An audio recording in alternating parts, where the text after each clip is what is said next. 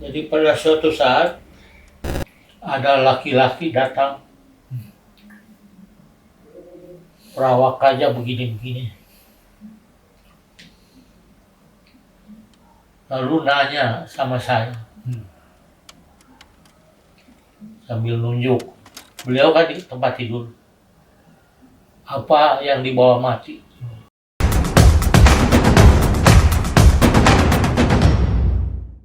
Bismillahirrahmanirrahim. Alhamdulillahirrahmanirrahim. Sahabat Wakaf Peradaban, kali ini kita ada di kawasan Sumedang, Jatinangor ya. Hari ini alhamdulillah sudah dilakukan ikrar wakaf. Ada 4 sertifikat wakaf yang diikrarkan di KUA oleh wakif kita Bu Kartini ya. Kita hari ini mau survei lokasi rumah mana aja yang diwakafkan. Yuk.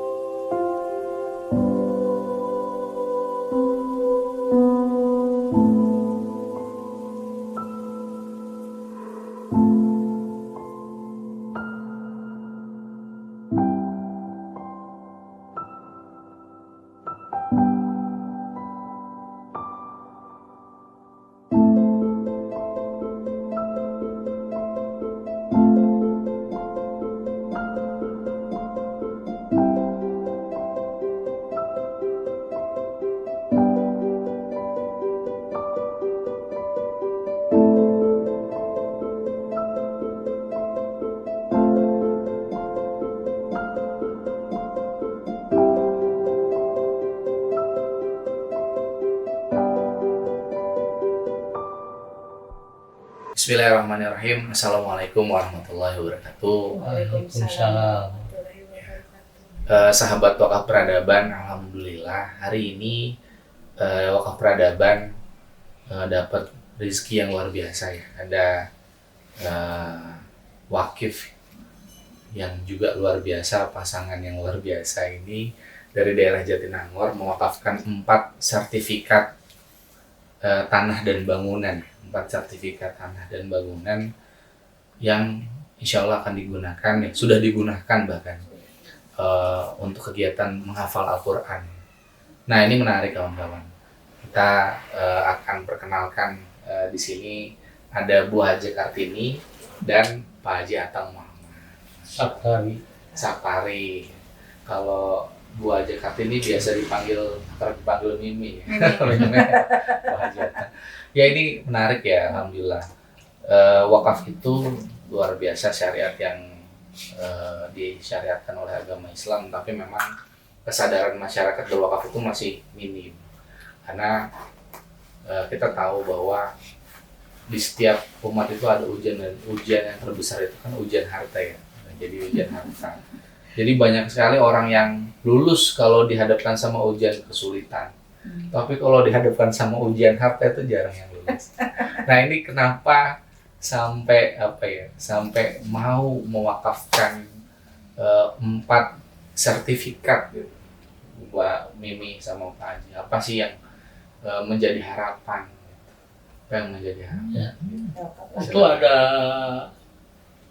historis yang saya juga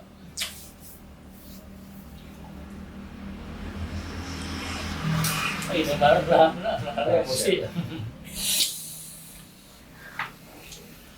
Jadi pada suatu saat Direktur Utama Bank Muamalat Bapak Omar Abdallah, orang tebing tinggi,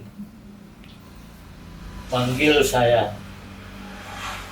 Beliau lagi jawab nama di rumah sakit Yayasan Harapan Kita, kamar nomor 602. Tahun berapa ya, Bang? Masih amut. Nah, lalu saya, istri saya, anak saya yang kecil berkunjung ke rumah sakit. Nah, padahal anak buah beliau itu kan banyak. Seluruh Bank Bumi Daya, Bank Muamalat, kan anak buah beliau. Kenapa cuma saya yang dipanggil? Itu hanya Allah lah yang bisa menjawab. Jadi Tang, manggil saya Tang. Ada yang aneh nih.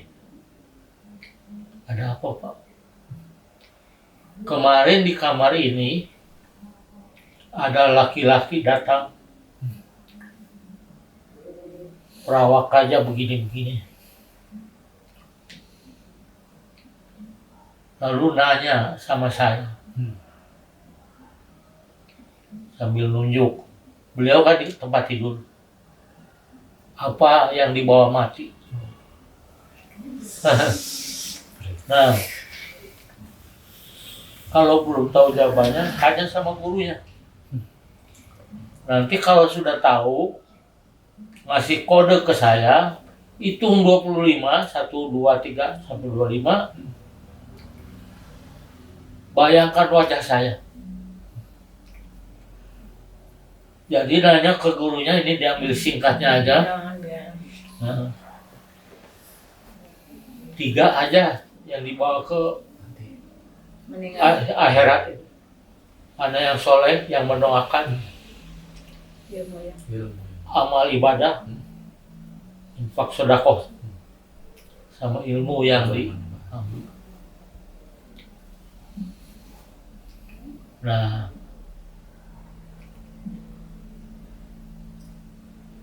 sesudah itu ini belum ada jawaban. Jadi nanti kalau sudah ada jawaban panggil saya. Hilang, orang tuh hilang. Tidak tahu itu siapa ya. Walau ya. Jadi orang itu hilang. Terus Pak Omar Abdallah manggil suster. Suster, saya mau nanya, ada orang yang seperti ini nggak, laki-laki? Oh ada, saya mau jumpa. Orang yang meninggal di kamar ini kemarin, yang meninggal di kamar 602. Tuh makanya saya itu sampai merinding itu waktu diceritain. Orang yang meninggal, kok bisa menjelma gitu ya? Itu hanya Allah lah yang tahu ya. Kita sendiri nggak tahu bagaimana caranya orang meninggal kok bisa. Nah, ini ambil singkatnya, pulang pakai mobil, istri saya di samping kiri, saya nyetir, lalu anak saya yang kecil. Ada yang lupa. Nanti kalau ditawarin kerjaan, nggak boleh di bank konvensional, harus di bank syariah. Padahal saya waktu itu lagi diproses untuk diusulkan di salah satu bank tapi konvensional. Saya jadi minangkanya direktur utamanya di situ. Ya, lumayan juga gajinya sih. Ya, terus pulang kami, lalu saya tanya sama istri saya, anak yang soleh dan mendoakan itu di luar penguasaan kita. Apalagi udah gede, udah punya pendirian sendiri. Jadi kita cuma bisa mendidiknya sampai waktu masih kecil-kecil. Setelah itu, apalagi kalau sudah punya istri, nanti istrinya berpengaruh lah terhadap jalan pikirannya atau. Jadi tinggal 2 kan, infak sedekah sama ilmu. Kalau ilmu saya bilang saya bukan pengajar, saya orang bank. Mungkin saya ada memberi ilmu kepada para nasabah ya, tapi nggak tahu lah, tidak kontinu terus menerus kan. Jadi tinggal 2 apa yang bisa kita Nggak satu tadi kan ilmu ya, tinggal 1, infak sedekah. Itulah. Nah, jadi dari situlah kami jual rumah di Golok Mansion ada rumah kebetulan. Itu dari hasil jerih payah, bukan dari hasil korupsi. Nauzubillah min dzalik. Jadi saya keluar dari Bank Bumi Raya, diberi uang 300 juta oleh bank swasta. Nah, akhirnya beli tanah sama bikin rumah. Itu ceritanya. Setelah itu kembali ke cerita yang tadi, ya kita harus jual di rumah ini untuk bikin bekal kita, gitu kan? Bikin rumah di akhirat. Nah itu, akhirnya bikin masjid di Ciamis, masjid kecil lah. Kemudian di sini yang di Sukanegara, kan kata orang sih masjid juga nanti akan sekecil-kecilnya masjid nanti akan diberi rumah, katanya di akhirat. Mudah-mudahan bisa diterima. Nah, tapi masih ada, yaitu infak itu ya, infak yang itu juga masih diinfakkan semua itu.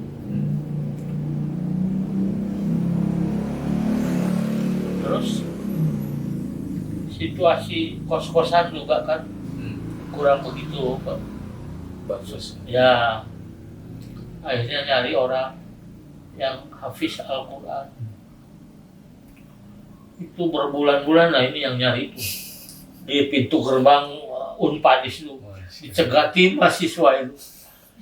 Udah sekian lama cuma dapat berapa orang teh? 4 orang. Udah berapa orang tuh saya belum hafiz, saya baru hafal sekian juz. Cerita singkatnya, ada kemenakan ini yang Febri itu, ya, kan, yang Febri. kemenakan ini datang ke sini biasanya sih nggak tanya macam-macam. Ini kebetulan tanya dari mana. Saya juga baru dari sini, katanya. Lihat-lihat apa ya mah, sok mama diserahkan. Jadi ya itu semua juga tidak ada yang kebetulan ya. Semua adalah rencana Allah. Jadi kebetulan biasanya yang TV kalau kesini itu cuma neng makan, neng udah gitu aja gitu. Tapi kok sebelah waktu itu di sini. Karena baru bilang ya kemarin baru dari Cikudami katanya. Ada apa neng? Ya ngomong itu lagi nyari tempat katanya buat ini kan udah kontrakannya udah habis. Nggak tahu tiba-tiba, bukan tiba-tiba nggak tahu ya, dalam arti sebetulnya ya itu tadi bahwa kami itu sangat menyadari bahwa 3 hal ini yang kita bisa kerjakan secepat mungkin itu dan oleh kita tanpa harus pengaruh dari mana-mana, itu kita bisa kerjakan. Itu oke. Wah langsung prosesnya kan cepat sekali, seminggu udah bisa masuk. Jadi sebetulnya semuanya itu adalah, kalau saya melihatnya semua adalah kehendak Allah. Kan katanya Tapi tidak ada sehelai daun pun yang bisa jatuh tanpa izin Allah, kan sehelai daun. Jadi bukan karena anak-anak tidak ada yang masuk, bukan, nggak tahu. Allah tuh kayak seperti membimbing aja ya, membimbing dan kesadaran bahwa kita ini betul-betul pertanyaan waktu dari Pak Omar adalah, Mah kita udah punya apa untuk bekal? Nah itu kan, bener ya? Aduh, bener ya? Padahal rumah saya tuh luas 517 meter. Di belakangnya ada kolam renang, ya kan?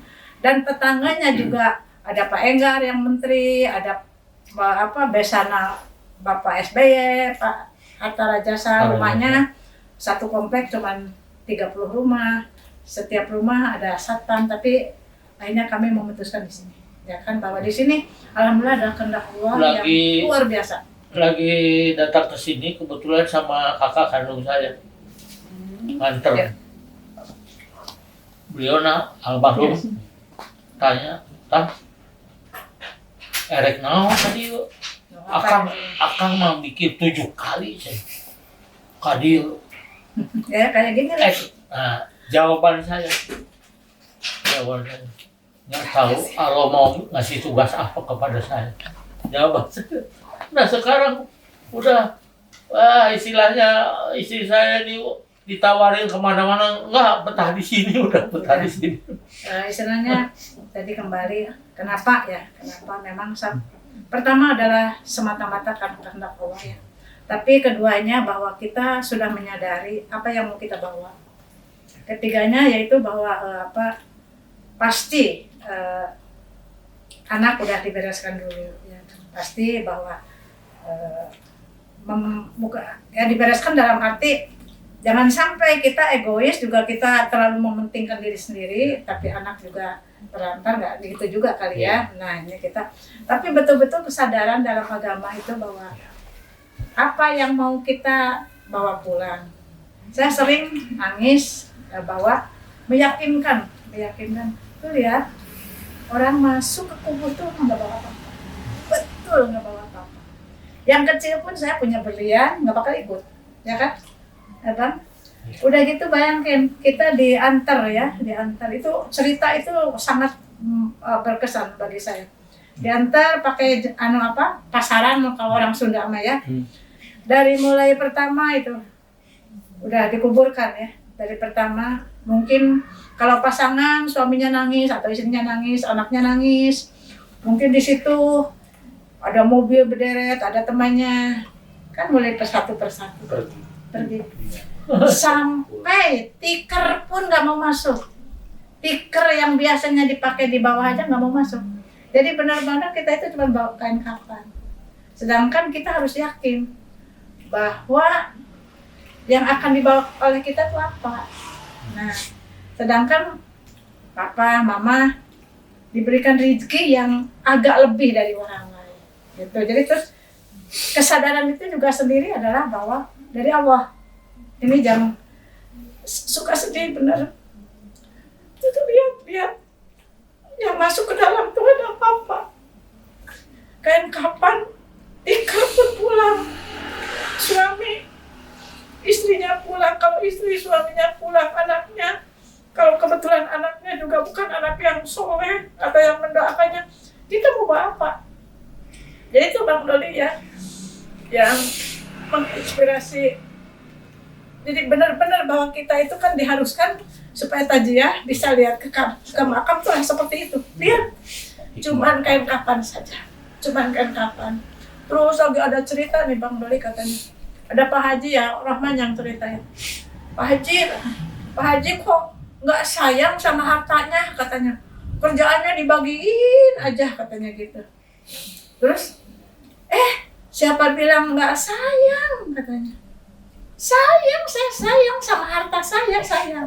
Makanya aku titipan di anak yatim. Makanya aku titipan bikin masjid. Makanya aku titipan ini. Nah bayangin Bang Doli, Papa udah 81, Mama udah 74. Sholat Mama juga belum tentu baik, ya kan? Ke masjid juga, ya cuma langkahnya aja yang benar ke masjid kali ya, bolak-balik. Tapi bacaannya juga nggak tahu kayak apa. Cuman kalau lagi diimamin kan memang imamnya yang benar. Saya kan cuma amun. Jadi itulah banyak yang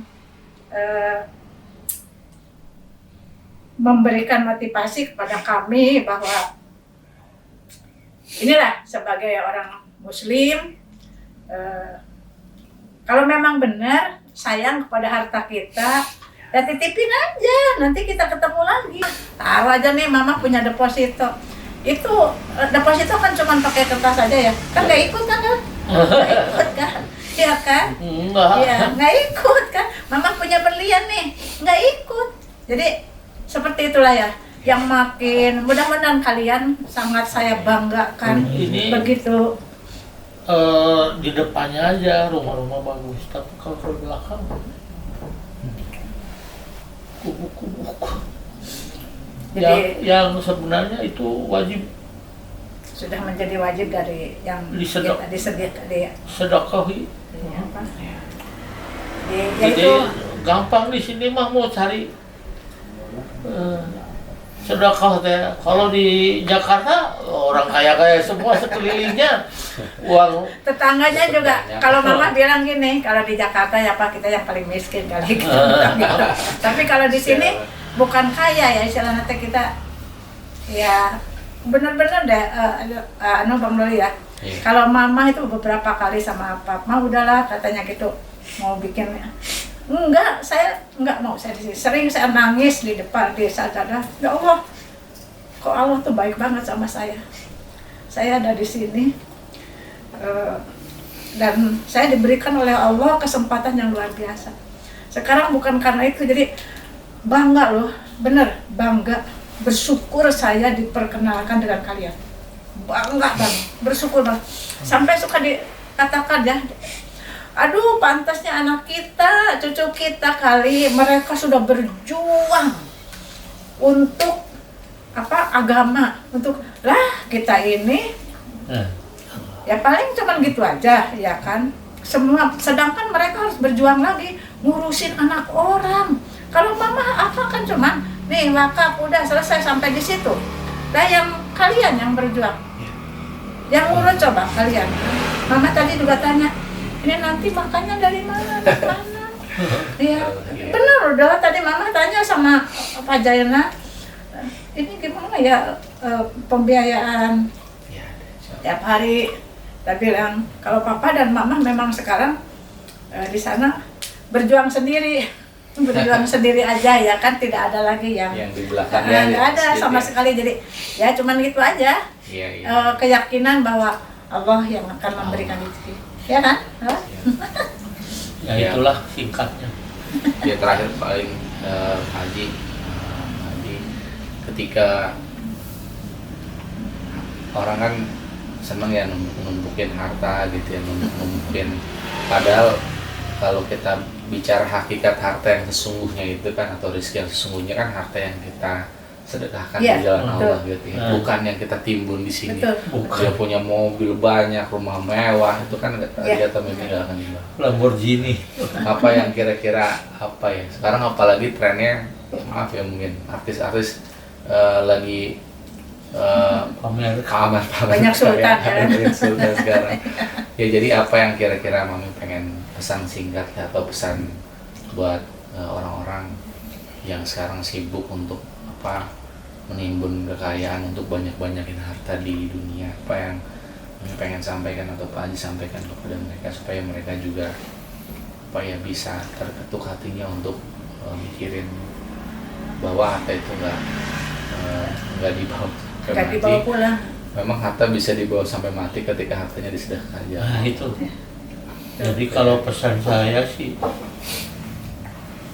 harta itu kan titipan Allah. Karena ada ayatnya kan, dari barat sampai ke timur itu adalah milik Allah. Surat apa lupa lagi itu. Nah,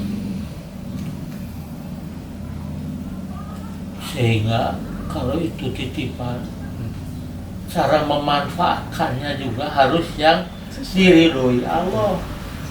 Nah itu, nah, salah satunya, nah infak tadi, sedekah itu diridhoi Allah dengan cara yang benar ya.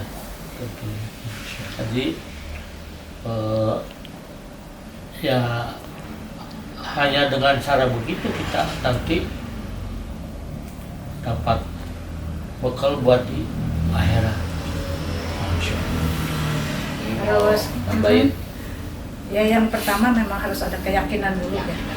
Keyakinan bahwa harta titipan itu yang tadi pertanakan harus kita dititipin, harus dipergunakannya sesuai dengan yang menitipkannya, yang disenangi, yang diridhoi itu.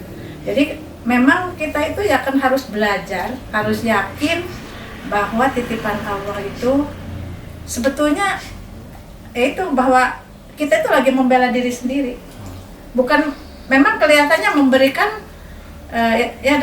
kita seolah-olah kan memberikan nih, seperti papa mama sekarang mewakaf seolah-olah ya, tapi kan sebetulnya untuk mama dan papa kan. Iya. Tidak untuk siapa-siapa. Dan itu Nggak milik ada Allah, milik Allah kan. Itu kan milik. Jadi mama itu keyakinan aja. Itu kalau tadi keyakinannya bahwa harta itu keagungan Allah, dan sebetulnya kita ini kalau yang mewakafkan, yang menyedekahkan, yang menginfakkan, sebetulnya untuk dirinya sendiri, bukan untuk siapa-siapa. Nah sekarang nanti yang menikmati di akhirat kan juga kita kan, yang sedekahnya untuk kita, infaknya untuk kita, wakafnya untuk kita. Tidak akan mama sekarang nggak infakkan, tapi nanti yang untung dari kan enggak. Pasti mama, kecuali yang diniatkan, oh mama sama papa nggak infakinnya teh bukan untuk diri sendiri, nggak wakaf pun bukan untuk diri sendiri, tapi untuk orang tua. Nah itu udah bisa sampai. Jadi memang yang pertama harus yakin dulu, harus yakin, seyakin-yakinnya kita tidak membawa. Sering-sering lah ningali lihat orang yang dimakamkan dan yakin tikar pun balik, suaminya balik, nanti suaminya punya istri lagi. Nah, kalau istri jarang lah yang kawin lagi ya kan. Nah terus yang kita susah payah pernah benar ini bahwa istrinya meninggal, tuh perhiasannya banyak, mungkin nggak karena masih muda kali ya, belum keburu. Yang pakai kan yang istri ganti, kan kayaknya sakit hati kali dimakan. Iya. Benar kan? Kalau masih tahu. Jadi ini anunya ya guyonnya gitu, tapi benar-benar harus belajar agama, harus yakin apa yang kita kerjakan itu adalah semata-mata karena Allah. Benar, Dolima cuma ngerjakan, Mas Nurman, Sigit juga sama. Siapa? Pak Darwanto kayak Zainal kayak siapa? Kalian itu luar biasa. Kerja, udah nggak mikir apa-apa. Nah sebetulnya kan nanti yang dapat pahalanya itu mama sama papa dari itu, ya kan? Kalian cuma dapat pahalanya dari yang lainnya, ya kan? Tapi tidak ada, kalaupun ada yang wakaf, nggak ada kalian, nggak ada arti-artinya. Nggak apa-apa, coba sekarang mama ya punya, pada nggak wakaf pun, terus nggak kenal sama Abu Yatama, terus kemana? Bingung, ya kan? Harusnya bingung. Itu kamar mau dikemanain? Kalau sekarang kan, alhamdulillah, bening. Masya Allah. Dipakainya juga pas sama yang Ada satu yang juga saya pikirkan pada saat di sana kesulitan mencari tempat untuk para ini bis, kita juga sulit nyari. kita sulit cari orang yang itu kan kita berdoa nih sama Allah, ya Allah berikanlah jalan. Nah, itu dari sana berdoa, berikanlah lahan, dari sini berdoa supaya datang ya. ketemu. Jadi Yakin saya, yakin. Jadi nggak ada yang tidak kebetulan. Nggak pernah tuh sama Neng Cibi ngobrolnya. Tiba-tiba gitu. Ya Allah, makanya ya alhamdulillah. Cuma seminggu kan waktu itu masa? Iya. Seminggu 10 hari. Prosesnya. Alhamdulillah. Atau sekarang mudah-mudahan ya. Mudah-mudahan. Kita menambah lagi wawasan orang-orang yang lain dengan kesadaran bahwa kita nggak bawa apa-apa. Jangan ditimbun-timbun, jangan itu. Nanti bahkan katanya kemarin mah orang kaya itu lama dihisabnya. Karena nanti bajunya ditanya ini. nanti diledek sama teteh. Itu piringnya berapa mah? Kesebelen ya. Dihisab malah iya ya. Bayar begini, kita kan seperti itu ya kan ya. Jadi benar, jadi harus ada dulu kesadaran, ilmunya, keyakinan, kesadaran bahwa kalau sayang kepada diri sendiri, sayang kepada keluarga, baik orang tua maupun anak, ya cobalah itu. Jadi yang jelas sama wakaf diri sendiri ya. Kalau kan? Kita mau pergi nih dari sini ke Jakarta, pertanyaan pertama mau pakai jalan mana? Jalan mana? Iya. Yang kedua mau pakai apa? Pakai kereta api, mobil atau pesawat? Iya dong. Betul. Mau bekalnya bawa berapa? Bawa apa? Bawa berapa? Bawa berapa? Buat di jalan makan berapa? Itu aja sudah dipersiapkan ya. Padahal cuma ke Jakarta. Ini mau hidup abadi ya. Mau hidup abadi. Alhamdulillah. Hidup abadi. Ya, alhamdulillah hari ini dari obrolan singkat mungkin ya sahabat, tapi banyak hikmah, banyak inspirasi yang bisa kita ambil dari Pak Haji Atang Muhammad Saptari. Saptari, Masya Allah. Dan istri tercinta buah aja, buah aja Kartini. Mimi, si Mimi ya. Atau biasanya dipanggil. Mimi. Terima kasih dari apa yang tadi disampaikan, mudah-mudahan bisa menginspirasi banyak orang, dan mudah-mudahan dari yang terinspirasi itu ada yang berwakaf itu jadi pahala jariah itu seperti Iya, Amin. betul. ya dari obrolan singkat tadi setidaknya ada beberapa yang bisa digarisbawahi bahwa ada 3 menurut hadis riwayat Bukhari, kan ada 3 yang tidak terputus amalnya ketika manusia sudah meninggal dunia. Iya. Ilmu yang bermanfaat, anak soleh, dan infak sedekah atau sedekah jariah. Ya, para ulama sepakat sedekah jariah yang dimaksud adalah wakaf. Iya, Dan wakaf. dalam hal ini ya alhamdulillah pasangan yang luar biasa ini kita bisa ngambil banyak hikmah. Dan kemudian disampaikan, memang mungkin kita sudah tahu hadisnya, memang butuh keyakinan untuk Oke, harus mempraktekkannya yakin. tadi. Harus yakin Betul. dulu. Butuh keyakinan ya. Kalau nggak yakin, Ya, susah ragu aja. Nah, insya Allah. Di terakhir mungkin ada saya teringat untuk penutup ya, teringat guru saya bilang bahwa orang yang cerdas adalah orang yang berwakaf. Kenapa begitu, saya tanya? Kenapa begitu? Orang yang cerdas adalah orang yang ingat akan kematian.